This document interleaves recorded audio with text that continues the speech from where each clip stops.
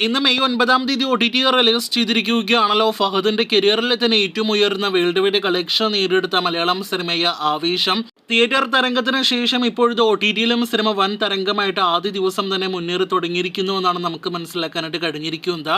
വീഡിയോയിലൂടെ ഇന്നത്തെ 29-ാം ദിവസത്തെ സിനിമയുടെ കേരള ട്രാക്കിംഗ് ഗ്രോസ് കളക്ഷൻ, ഇതുവരെയുള്ള സിനിമയുടെ കേരള വേൾഡ് വൈഡ് എസ്റ്റിമേറ്റ് കണക്കുകളാണ് പ്രേക്ഷകരിലേക്ക് എത്തിക്കുന്നത്.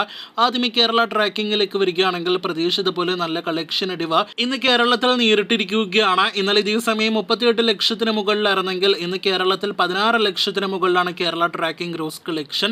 സിനിമയുടെ കേരളത്തിലെ ആദ്യ 28 ദിവസങ്ങളിൽ ആദ്യമായിട്ട് 28-ാം ദിവസമായിരുന്നു 1 കോടിയിൽ താഴെ കേരള ഗ്രോസ് ഉണ്ടായിരുന്നത്. അതുപോലെ ഇന്ന് 29-ാം ദിവസവും സിനിമയ്ക്ക് 1 കോടിയിൽ താഴെയല്ല, 50 ലക്ഷത്തിൽ താഴെ 30 ലക്ഷത്തിൽ പരം ഗ്രോസ് കളക്ഷനാണ് ഇന്ന് കേരളത്തിൽ പ്രതീക്ഷിക്കുന്നത്.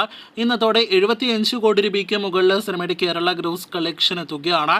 നാളെ മുതൽ ഫിയോക്കിന്റെ എല്ലാ തിയേറ്ററുകളിൽ നിന്നും ആവേശം എന്ന സിനിമയെ തുടച്ചു മാറ്റുകയാണ്.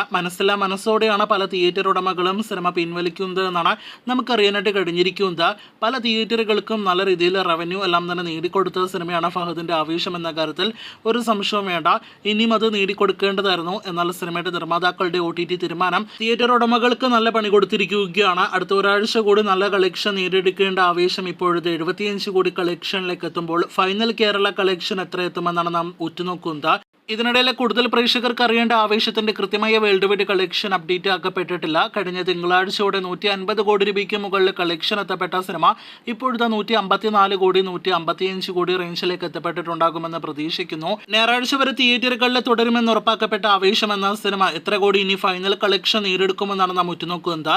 വമ്പൻ ബ്ലോക്ക് ബസ്റ്റർ വിജയം നേടിയെടുത്ത ആവേശം ഫൈനൽ വരെയുള്ള ബോക്സ് ഓഫീസ് റിപ്പോർട്ടുകൾ കേട്ട് പ്രേക്ഷകർ കാത്തിരിക്കൂ.